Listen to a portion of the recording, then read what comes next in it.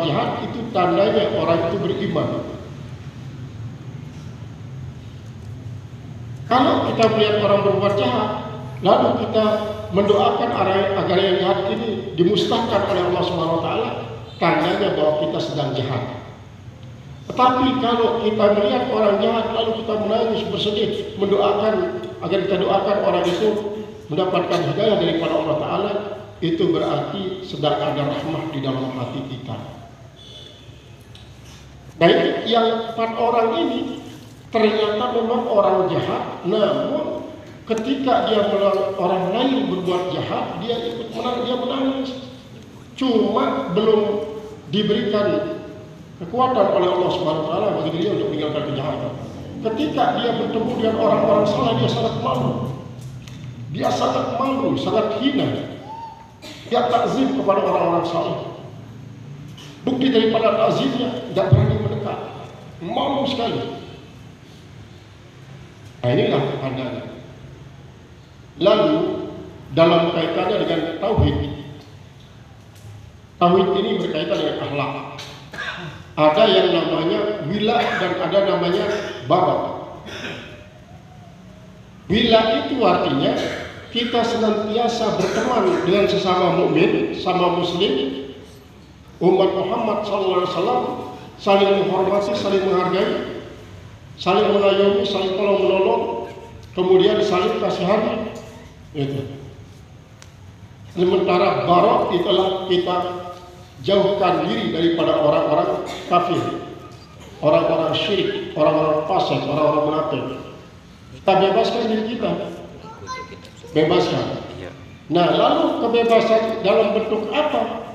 Sementara kita kadang-kadang karena sistem perumahannya di BTN itu kan banyak tetangga-tetangga yang non muslim, sehingga dalam soal tetanggaan ini ada orang yang mempunyai satu hak, yaitu hak tetanggaan saja. Dia adalah bertetangga dengan kita, agamanya berbeda dan bukan dari keluarga dekat. Yang kedua, ada yang mempunyai 2 hak ketetanggaan, yaitu dia beda agama dengan kita dan beda agama dengan kita, tapi dia keluarga kita, kemudian dia tetangga kita. Ini kan banyak sudah yang di kota-kota, dia berbeda agama tapi masih satu keluarga, dia masih bertetangga. Yang ketiga adalah yang mempunyai 3 hak ketetanggaan. Pertama, keluarga kita, yang kedua adalah tetangga kita, dan yang ketiga sama agamanya dengan kita. Nah, apakah yang namanya barok di sini kita bebas total daripada hak ketetanggaan yang 3 macam itu, ataukah masih ada yang harus kita lakukan? Tetap hak tetanggaan ini dalam kaitan dengan akhlak. Kita pelihara hak tetanggaan, tetapi dari segi akidah kita masing-masing. Lakum dinukum waliyadin, lakum a'malukum walana a'maluna, lana a'maluna walakum a'malukum. Kalian, agama kalian silahkan, kami, agama kami. Kami adalah perbuatan yang diwajibkan oleh Allah. Kalian silahkan, kalian lakukan apa yang kalian yakini. Ini termasuk dalam kategori barat, dalam kategori barat. Maka orang-orang yang ekstrim, orang-orang yang ekstrim kadang-kadang sampai kepada korelasi partner bisnis pun kadang-kadang dia tidak mau bekerja sama dengan orang-orang yang harus dia bawa itu bawa. Tetapi tasawuf di sini tidak dibatasi. Jadi tasawuf ini adalah tidak memahami barok secara total. Kenapa? Karena betapa banyak kisah daripada Nabi Ibrahim alaihissalam ketika didatangi oleh Majusi yang sudah 850 tahun dia menyembah api, ketika dia dimintai sesuatu, gara-gara si Majusi ini adalah orang Majusi yang menyembah api, tidak dikasih apa-apa oleh Nabi Ibrahim alaihissalam. Akhirnya Nabi Ibrahim diomeli oleh Allah. Setelah diomeli oleh Allah, dia sendiri yang membawa tepung, bawa gandum, bawa kemudian gula, bawa roti kepada si Majusi itu. Lalu dia yang menyuapi Majusi itu. Setelah itu Majusi ini heran, kok kemarin saya minta hanya sebungkus roti kau diusir, sekarang Tuhan sampai memikul sendiri tepung, roti yang masak, gula dan uang. Ini ada apa ini? Dia bercerita Nabi Ibrahim, Ibrahim, kamu hanya satu kali dimintai oleh Majusi yang menyembah api selama 850 tahun itu hanya sebungkus roti, kamu tidak kasih. Saya sejak dia kecil sampai sekarang ini, saya memberikan segala macam kebutuhannya walaupun dia menyembah api, tidak menyembah saya sebagai Tuhannya. Kata daripada Allah Subhanahu wa taala. Akhirnya dengan ini Allah memberikan tunjuk kepada si Majusi itu, akhirnya Majusi masuk Islam. Majusi itu masuk Islam. Begitu juga kasus yang dialami oleh Nabi Musa alaihissalam. Jadi di sini bukan berarti tasawuf itu yaitu mau tinggal landas daripada syariah dan tauhid. Justru dia akan mencari hikmah di balik syariah dan di balik tauhid. Tauhid tetap menjadi fondasi yang kuat. Syariah sebagai fondasi amaliyah kita secara amaliyah zahir. Sedangkan ini tasawuf ini adalah merupakan amaliyah batin. Nah, kita coba ambil apa yang dikatakan oleh Sri Siti tadi yang begitu ada. Jadi 4 tahapan di sini. 4 tahapan. Pertama,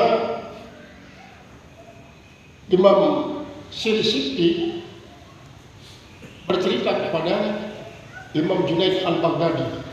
Junaid al-Baghdadi ini adalah merupakan imam daripada mazhab tasawuf. Jadi kan 2. Junaid al-Baghdadi imam tasawuf dan Imam Ghazali rahimahullah taala. Jadi itu imam mazhab tasawuf. Imam mazhab tasawuf yang bernama Junaid al-Baghdadi ini ketika dia bertemu di sebuah tempat bersama Sri Siti, dia menceritakan bahwa Junaid tidur di tempatnya Sri Siti. Lalu Sri Siti bercerita kepada Imam Junaid, saya seolah-olah didirikan di depan Allah. Lalu Allah bilang bahwa dia menciptakan orang-orang yang memproklamirkanlah bahwa dirinya cinta kepada aku, kata Allah. Dia cinta kepada Allah. Lalu saya coba untuk menguji dia. Allah cintanya saya uji dengan saya coba ciptakan dunia. Ternyata setelah saya ciptakan dunia, maka sebanyak 9 daripada 9/10 daripada mereka yang mendakwahkan dirinya cinta kepada saya itu pergi. Hanya 1/10 yang masih tersisa. Misal kita anggaplah nominalnya hanya 100. Nah, setelah yang 100 ini menyatakan dirinya cinta pada Allah semata-mata, kemudian diuji dengan dunia, maka 90 orang yang pergi, hanya 10 yang tersisa. 10 orang yang tersisa. Dan setelah itu Allah menciptakan surga. Berarti kan hanya 10 yang masih tersisa. Orang-orang yang proklamirkan dirinya pergi kita kepada Allah. Setelah Allah menciptakan surga, maka 9 daripada 1/10 ini hilang. Berarti 1 yang tersisa. Atau kita ambil yang lebih banyak juga 1000 lah. 1000 berarti yang tersisa pertama 100. Ketika 100 ini tersisa, maka pada proses kedua penciptaan surga hanya 10 yang tersisa. Pada waktu tersisa penciptaan neraka, maka 9 yang pergi daripada 10 itu hanya 1 yang tinggal. satu ya tinggal daripada sekian banyak itu.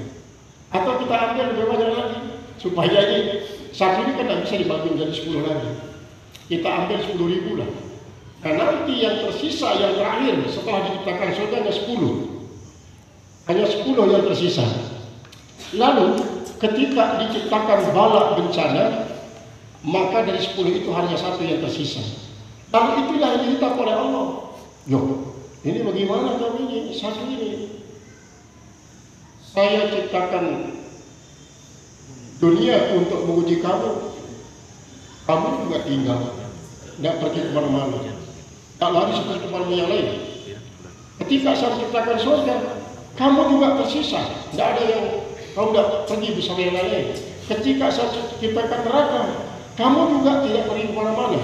Ketika saya uji dengan berbagai macam bencana yang diberikan itu sejumlah napas yang kau keluarkan, keluar masukkan, itu yang turunkan bencana, kamu juga tidak pergi kemana-mana. Apa jawaban daripada yang satu itu? Ya Allah, kalau memang Engkau sendiri yang menguji, apapun ujian yang Kau sajikan kepada saya akan tidak pernah pergi kemana-mana. Saya akan hadapi ya Allah. Apapun ujiannya, kata yang tersisa saat ini. Nah, ini artinya untuk mencapai makom yang sangat-sangat, ya kalau kita ibaratkan gaus, berarti banyak akobah yang akan dilewati. Sehingga kalau kita ibaratkan bagikan gunung, yang namanya gunung itu pasti penghujungnya itu adalah sangat kecil. Tapi kalau di bawahnya diameternya berapa ribu kilo, misalnya Gunung Rinjani kita lihat. Gunung Rinjani sebagai salah satu daripada gunung yang tertinggi di Indonesia nomor 2 setelah gunung yang ada di Papua. Gunung apa namanya? Himalaya. Uji apa ya? Uji apa? Himalaya. Apa? Jayapura. Kita lihat misalnya jadi puncak gunungnya kecil. Nah itulah gambaran daripada dan para gaus. Berarti sangat kecil para gaus itu. Lagi kalau kita kembali versi daripada Sirajul Talibin, mulai daripada Wali Hayya, Haji Nujaba, kemudian Wali Abdal, Wali Autak, Wali Kutub, Wali Gaus. Itu adalah orang-orang yang tahu ujian. Sebagaimana halnya para Nabi Rasul Ulul Azmi, ketinggian daripada keulul azmiannya itu sangat ditentukan oleh kesabarannya dalam menghadapi derita, dalam menghadapi ujian. Ya Allah, kalau kita coba renungkan, lalu kita bandingkan dengan pelajaran yang kita terima ini, kita belum seberapa menghadapi ujian Allah. Artinya Allah SWT belum menguji kita secara serius. Kalau kita bandingkan dengan apa yang kita pelajari ini, seperti yang dialami oleh beliau ini, berarti kita ini belum pernah uji oleh Allah berarti. Jadi ujian kita kayak anak-anak di PAUD itu. Nah ini kadang-kadang kalau kita gini ya, saya ini mendapatkan ujian tapi hendak. Karena apa?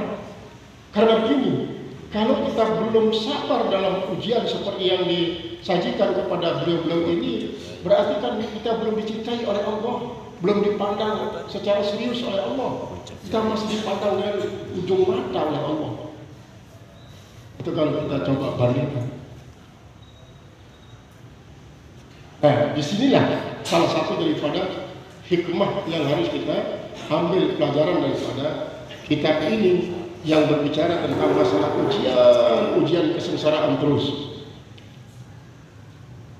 Qala al-musannif rahimahullah ta'ala, man zanna impika lutfihi, siapa saja yang mengira impikaka, yaitu terbukanya lutfihi, kelembutan Allah, al-qadrihi, daripada ukuran orang itu, fadzalika likusuri nazrihi, maka yang demikian itu karena sangat terbatas pandangannya, karena sangat terbatas pandangannya. Maksudnya begini, ketika kita diuji oleh Allah Subhanahu wa taala, lalu berupa apa ujian itu? Berupa musibah misalnya. Berupa musibah, berupa rintangan, termasuk berupa godaan. Lalu Allah meringankan itu si ujian dari kita. Karena kita mungkin berdoa terus, Rabbana la tu'akhidna in nasina wa akhtana, wa la tahmil 'alaina isran kama hamaltahu 'ala man qablina, Rabbana la tuhammilna ma la taqata lana bih. Itu mungkin doa kita. Lalu bertepatan dengan doa kita ini, Allah mengurangi itu ujian. Maka kalau kita mengatakan ini adalah dengan sebab doa saya, Allah mengurangi ujian ini. Dengan sebab ketinggian makom saya, Allah mengurangi ujian ini. Dengan sebab keseriusan saya dalam berdoa, Allah meringankan ujian ini dari saya. Nah, anggapan semacam ini sebagai tanda masih sangat terbatas pandangan kita tentang hakikat iradat Allah. Masih sangat terbatas. Para sufi tidak pernah mengatakan bahwa terjadinya perubahan dari suatu pengalaman pahit menjadi pengalaman manis sebagai salah satu reaksi daripada doanya, sebagai salah satu reaksi daripada ikhtiarnya. Para sufi tidak pernah mengatakan begitu. Kalau dia sampai mengatakan begitu, itu sebagai tanda bahwa dia masih sangat terbatas pikiran dan pandangannya.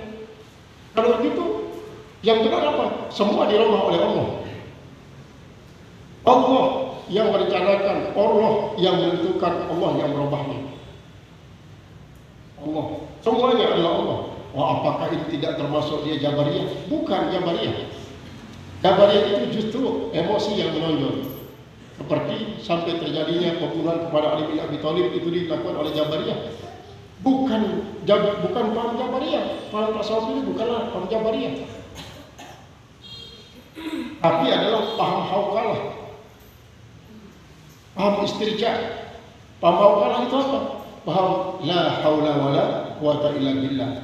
Paham istirja itu inna lillahi wa inna ilaihi raji'un. Bukan ajaran Jabariyah. Bukan. Ketika kita berikhtiar berdoa, bukan ajaran daripada Mu'tazilah Qadariyah. Tetapi tetap kita mengakui, mengetikadkan bahwa itu semua adalah merupakan ciptaan daripada Allah Subhanahu wa taala.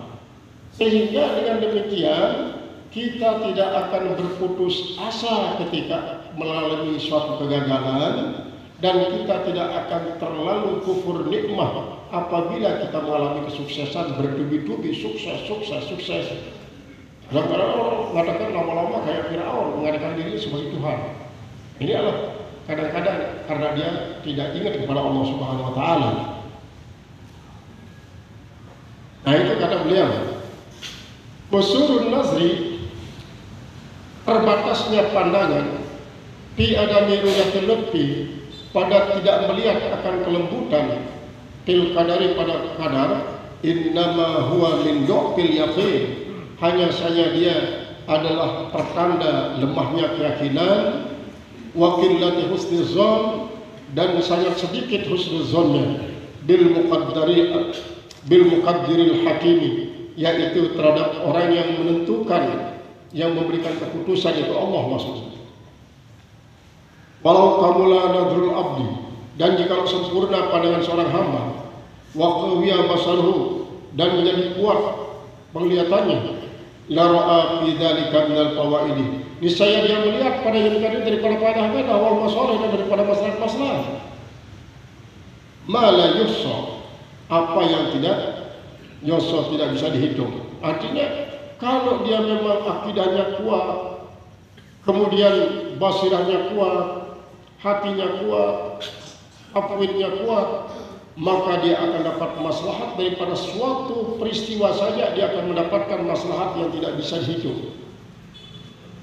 Wa ma ghaba anhu, dan apa saja, dan tidaklah gaib daripadanya, aksaru kebanyakan. Walakin kama ruya an ba'dis salihin, Tetapi sebagaimana yang diriwayatkan daripada sebagian orang-orang soleh wal arifin dan orang-orang arifin, annahu qala, bahwasanya dia telah berkata, laqad maridtu maridatan, sesungguhnya aku telah sakit dan satu penyakit. Ahbabtu alla tazula, maka saya sangat-sangat suka bahwa dia tidak hilang. Jadi kalimat tazula berbeda dengan tazulu atau tazalu. Kalau tazula atau tazulu artinya tidak hilang. Kalau la tazalu artinya yang terus meletak. Wakana Imran ibn Husain adalah Imran bin Husain radhiyallahu anhu. Hadis tasqabatnahu, sesungguhnya dia telah dibedah perutnya, telah dibuka perutnya dengan sebab sakit perut, lalu dibuka, dan bisa makan minum dari mulut, dari tenggorokan, dari hidung pun tidak bisa, dan diberikan makanan dan minuman dari perutnya. Alabita mulaqqa, maka dia pun tinggal tergeletak berbaring, bertelentang ini, ala zahrihi satihan, yaitu atas punggungnya bertelentang. Berapa lama? Thalathina sanatan, selama 30 tahun kelak terus, tidak pernah ngelinting kiri kanan, apalagi mau duduk, apalagi mau jalan. Hanya begini 30 tahun, bayangkan 30 tahun tidak kelak terus.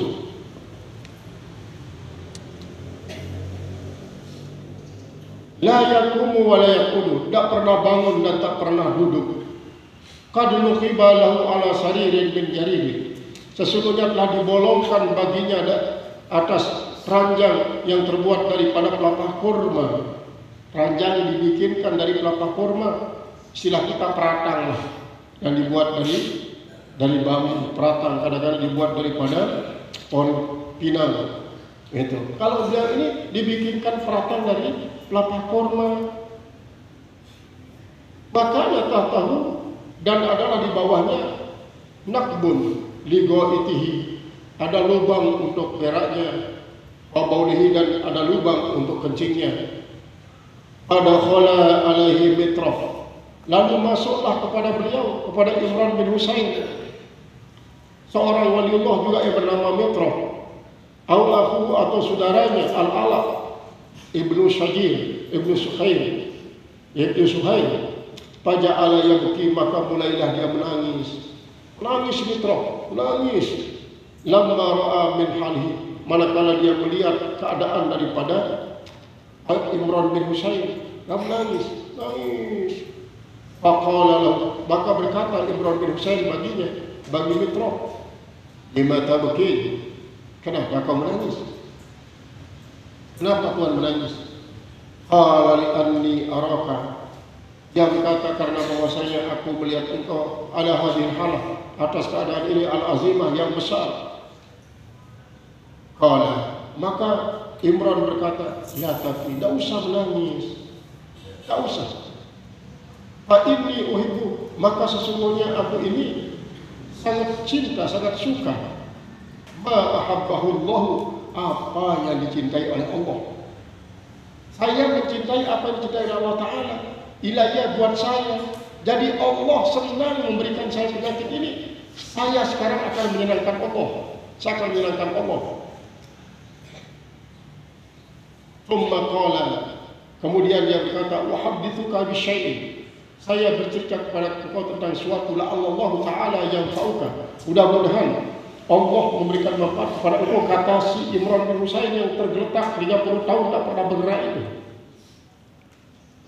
Semoga engkau dapat manfaat dengannya. Baktub alayya hatta amuta, dan saya sembunyikan hal ini atas diri saya sampai saya mati. Innal malaikata tazuruni, sesungguhnya malaikat itu menziarahi saya. Fa'anisu biha, maka saya pun menjadi jinak dengannya. Wa tasallamu alayya, dan para malaikat itu semua bersalam atas saya. Asma'u taslimah, saya dengarkan salam para malaikat itu. Ini saya ceritakan kepada engkau. Ini sebuah rahasia yang seharusnya saya saja yang tahu, sehingga saya menikmati keadaan semacam ini. Sebelum saya sakit begini, tidak pernah saya lihat malaikat yang berziarah kepada saya. Tapi begitu saya mencintai apa yang dicintai oleh Allah buat saya, maka malaikat silih berganti, datang pergi, ucapkan salam kepada saya, datang pergi, ucapkan salam terus itu malaikatnya. Itu sebabnya saya semakin mencintainya. Nah, itu sebabnya kan kita diajar juga doa oleh Rasulullah SAW. Allahumma inni as'aluka fi'lal khairat wa tarkal munkarat wa hubbal masakin wa taghfirana wa tatubu alaina idza aradta fi qawmin fitnatan fatawaffani ghayra maftunin wa as'aluka hubbaka wa hubba man yuhibbuka wa hubba amalin yuqarribuna ila hubbika Allahumma ij'al hubbaka ahabba al-ashya'i ilayya minal nafsi wa minal ma'il barid. Itu adalah apa yang dicintai oleh Allah adalah sesuatu yang dicintai oleh Rasulullah SAW. Yang dicintai oleh Rasulullah SAW. Itu juga kita diajar doa oleh Rasulullah, yaitu mengatakan Allahumma inni as'aluka minal khairi kullihi wa ajlihi wa a'udzubika min syarri kullihi wa ajlihi ma alimtu minhu wa la ma'lam. Allahumma inni as'aluka hubbaka hubba man yuhibbuka wa hubba amali tarbiya al-habika. Allahumma ij'al hubbaka ahabbal ashya'i ilayya min nafsi wa min ma'il barid. Allahumma inni as'aluka min khairi ma sa'alaka min an aduka sallallahu alaihi wasallam wa a'udzubika min syarri ma sta'adzaka min aduka sallallahu alaihi wasallam. Jadi di sini kita minta kepada Allah Subhanahu wa taala untuk mencintai apa yang dicintai oleh Allah. Seperti halnya Imran bin Husain ini, ternyata dia sangat-sangat menyadari, sangat paham bahwa penyakit yang diberikan kepada dirinya sampai terdetak selama 30 tahun itu adalah merupakan tanda cintanya Allah. Dia senang Allah saya menyakiti saya dengan cara begini, saya pun senang kepada Allah yang memberikan saya penyakit seperti ini. Ini kan pandangan tasawuf. Kalau pandangan syari'nya kadang-kadang dia dilaknat orang ini oleh Allah. Pasti itu kata orang-orang sekitarnya ini sudah rupanya pada waktu dia masih muda dulu tidak pernah berbuat bagus, sekarang sudah dilaknat oleh Allah Subhanahu wa taala. Nah, itulah pandangan syar'i yang sesungguhnya tidak seperti itu. Kalau syar'i yang sudah mengantarkan kepada tarekat dan kepada hakikat, makanya dikatakan oleh para ahli tasawuf, kamu harus mencari hakikat dalam tarekat dan mencari tarekat dalam syariat. Jangan pernah lepas daripada syariat dan tarekat supaya kau bisa mendapatkan hakikat yang hakikat. Itu hakikat yang adalah hakikat yang sebenarnya.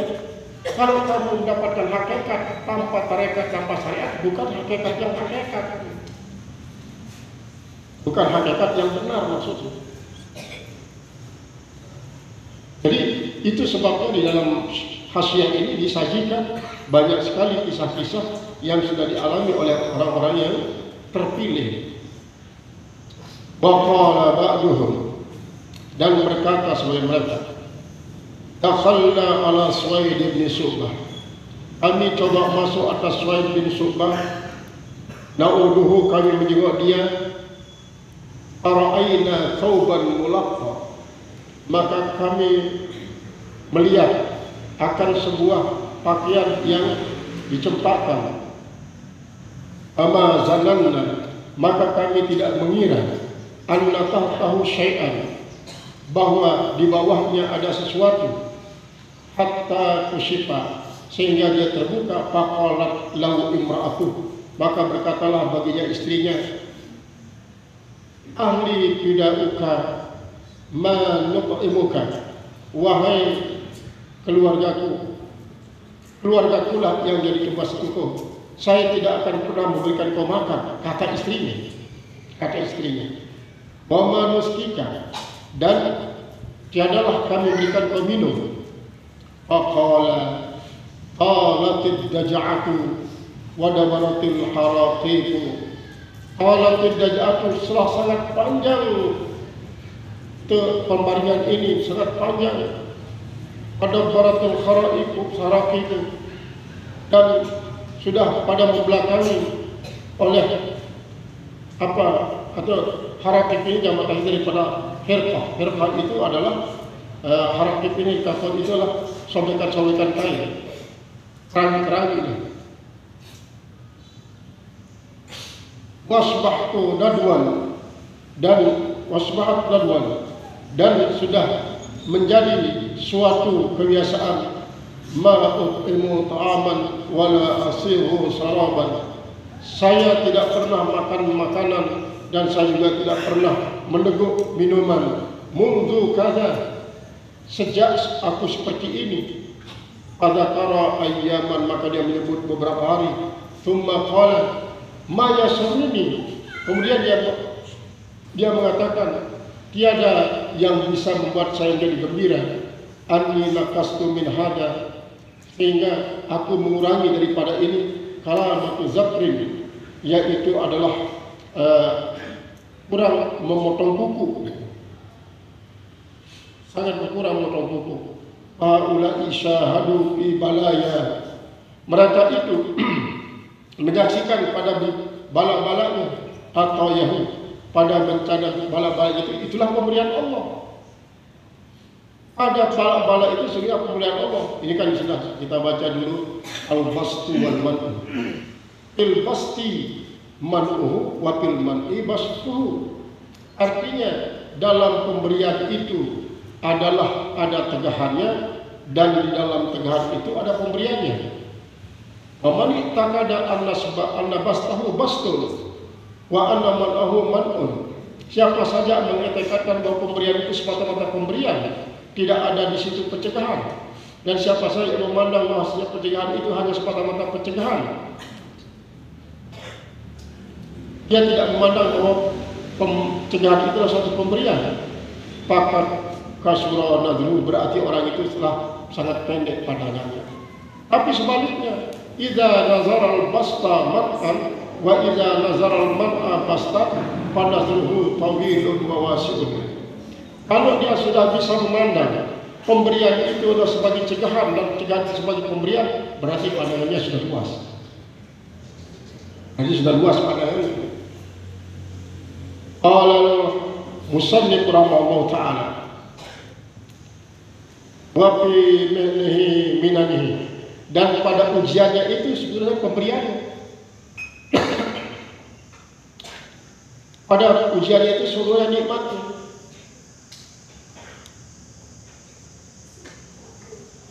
Wafi umpihi lutfihi, dan pada kekerasannya itulah kelembutannya. Pada kekerasan itulah kelembutannya.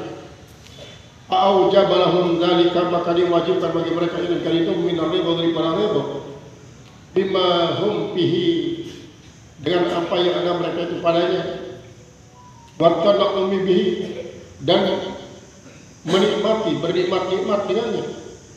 Wattana dzudi, dan bersedap-sedap dengannya. Ma hamalahum ala alla yuhibbu, apa yang akan membawa mereka untuk tidak menyukai. Zawala dzalika, hilangnya yang demikian itu adalah daripada mereka. Wala nuqsanahu, dan tidak juga kurangnya. Wa wujul al-faqi wal minan, dan jalan-jalan kelembutan dan pemberian fil balaya, pada balaya itu la tuhsa, tidak bisa dihitung. Artinya pemberian Allah, kelembutan Allah, dan pemberian Allah dalam bala bencana itu tidak bisa dihitung sesungguhnya. Cuma kita saja karena makom kita masih rendah, kita menganggap bahwa itu merupakan suatu tanda Allah murka kepada kita, tanda Allah mengazab kita, tanda Allah dan ini. Karena apa? Karena makom kita yang masih rendah. Tapi kalau orang yang makomnya sudah begitu tinggi, dia justru seperti tadi itu dia sedang hari raya, dalam menikmati suasana penderitaan itu.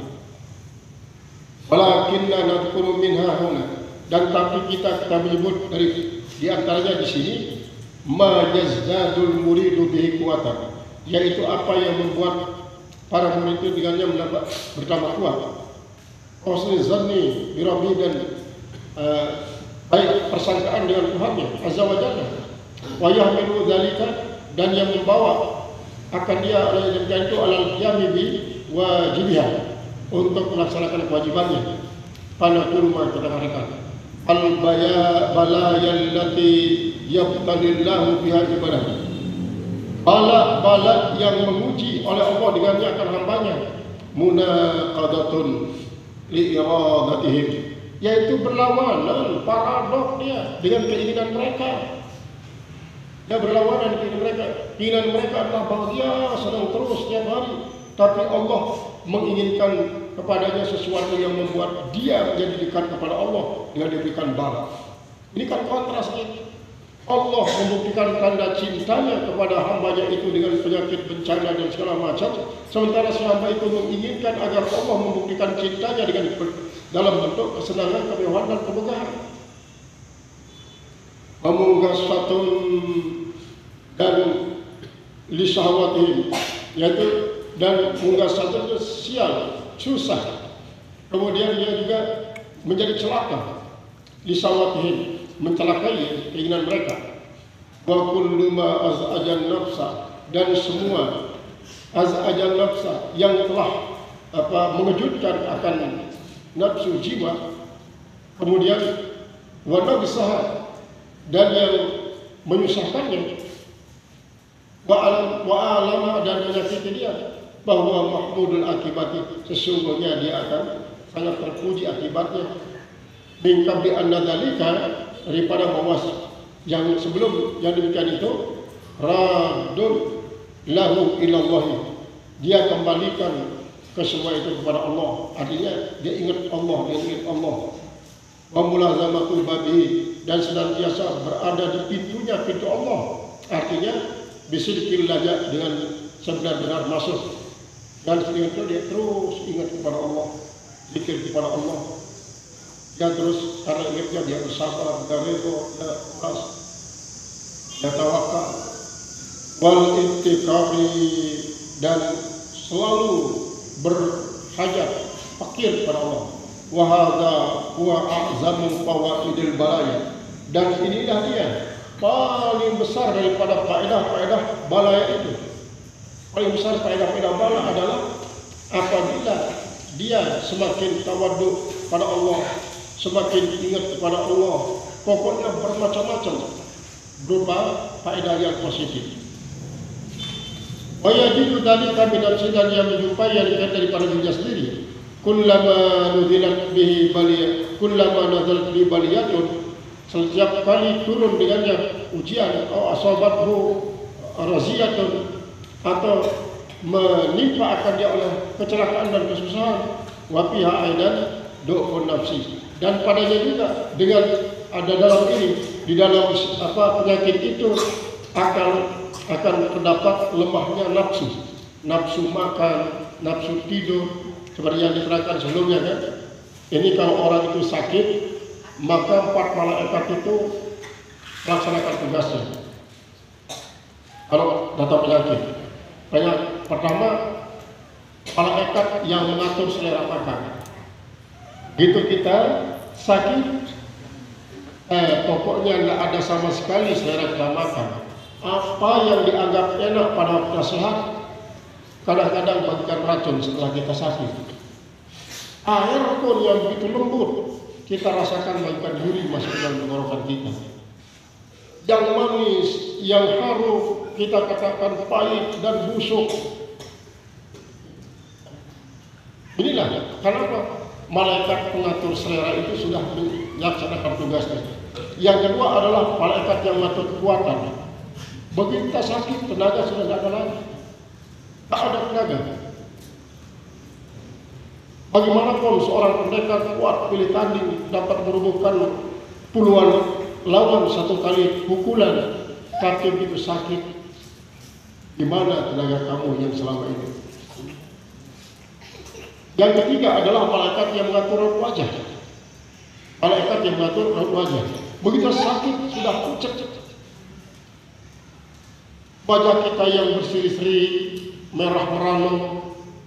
Kemudian ketika kita senang kelihatan merah mudanya. Ketika kita marah, kita juga kadang-kadang. Tapi begitu sakit, pucat. Mana darah kamu yang kemarin mendidih? Karena sudah diambil oleh malaikat ini, disimpan dia pada tempatnya.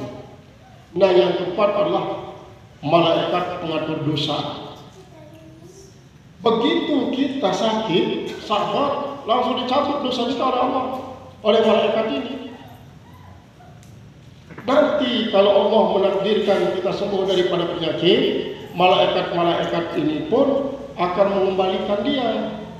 Selera makan kita yang sudah hilang selama sakit akan kembali. Itulah istilahnya kalau di Cilacap itu kerot-rotan ya.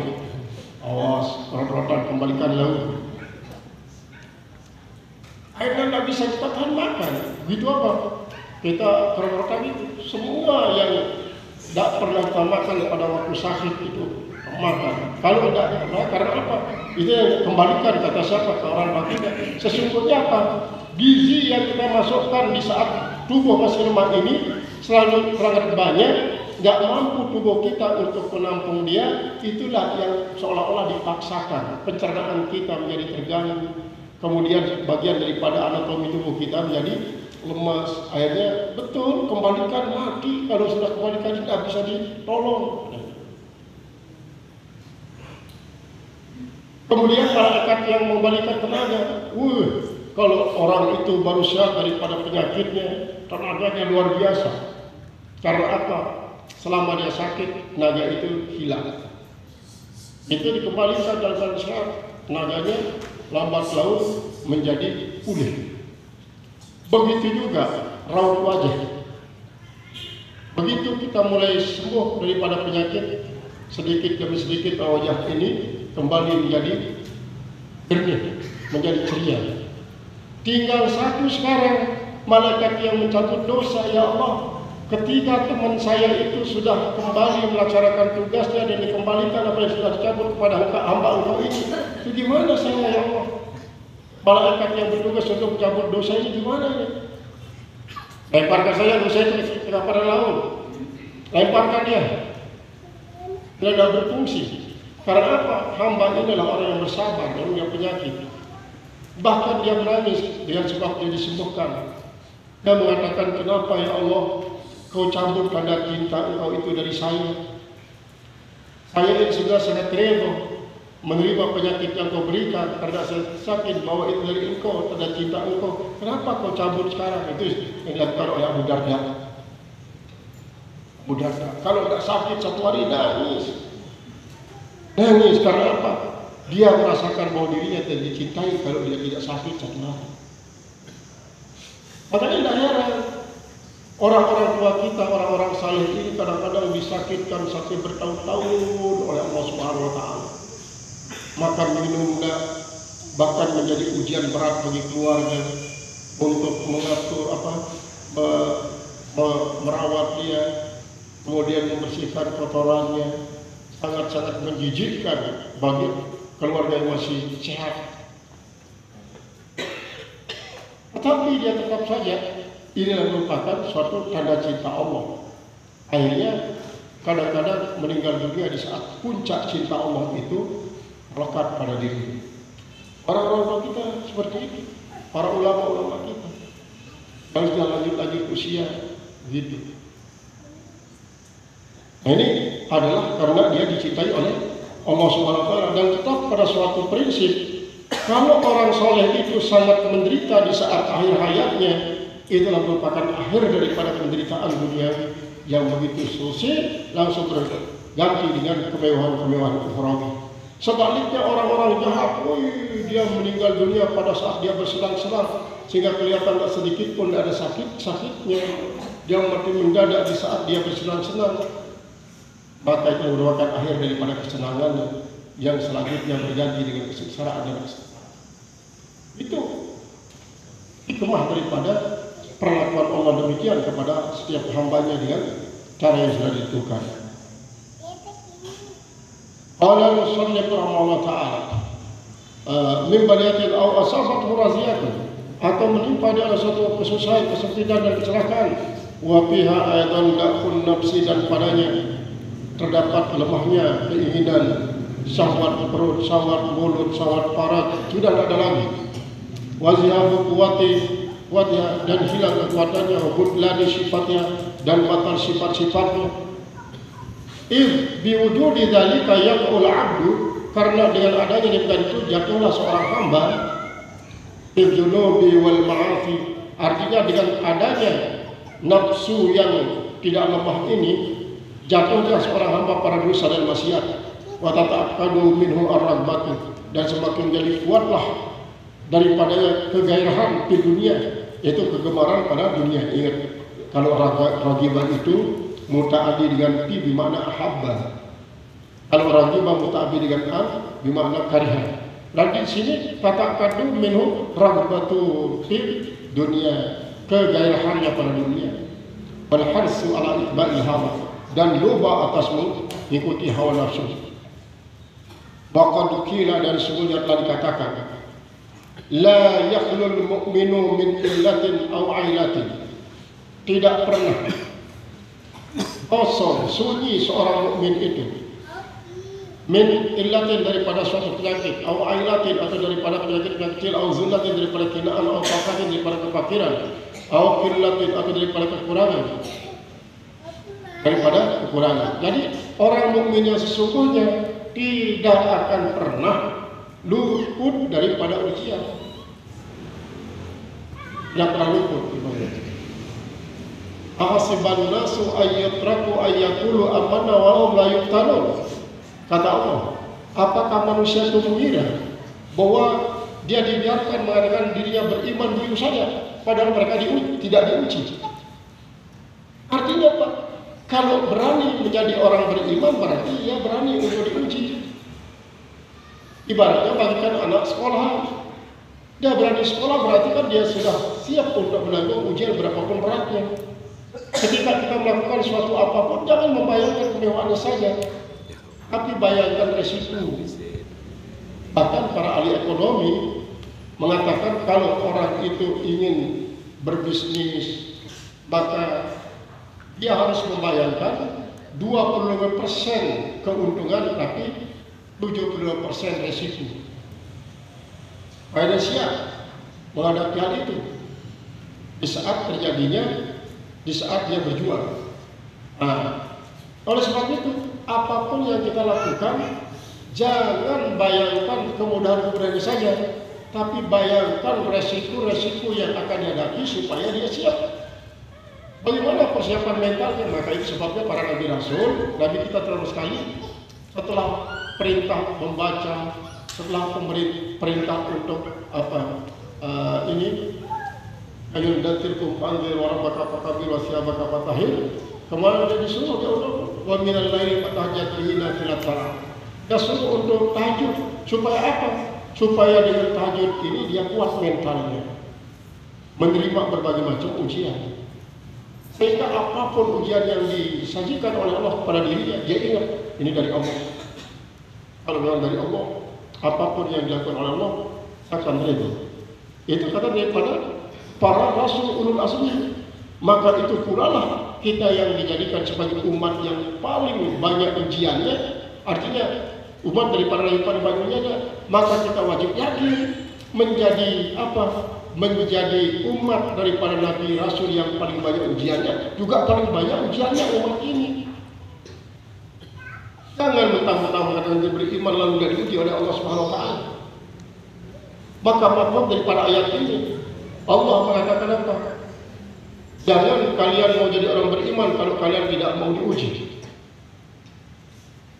Atau kalau kalian memang betul-betul menjadi orang yang beriman, maka kalian harus tabah menghadapi ujian. Karena apa?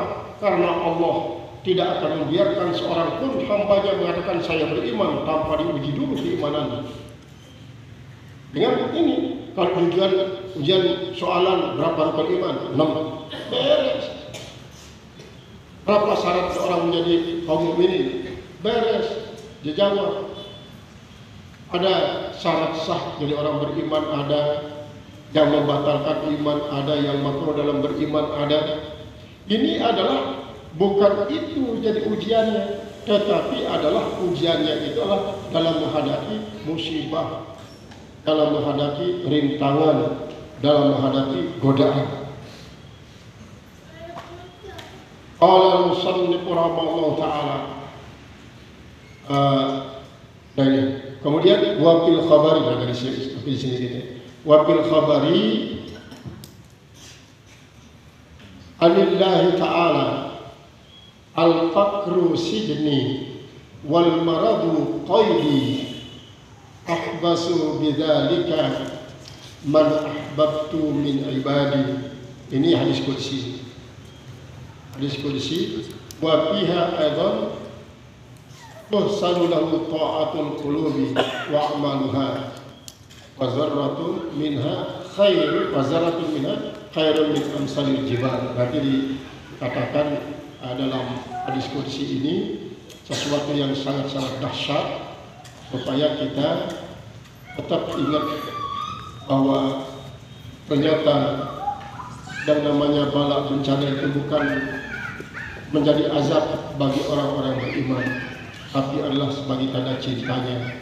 Dia akan menjadi azab bagi orang-orang yang berdosa, yang durjana, yang ma'asih. Itu yang akan diazab dengan sebuah bencana. Mudah-mudahan kita bisa hal ini, dan mudah-mudahan juga Allah bisa memberikan kita kekuatan, kemampuan untuk mengamalkannya, sehingga pada satu saat kita diuji seperti ujian yang terdapat di dalam kitab ini, maka kita tidak boleh su'zon kepada siapapun. Justru kita harus husnuzon pada orang ini adalah orang yang dicintai oleh Allah.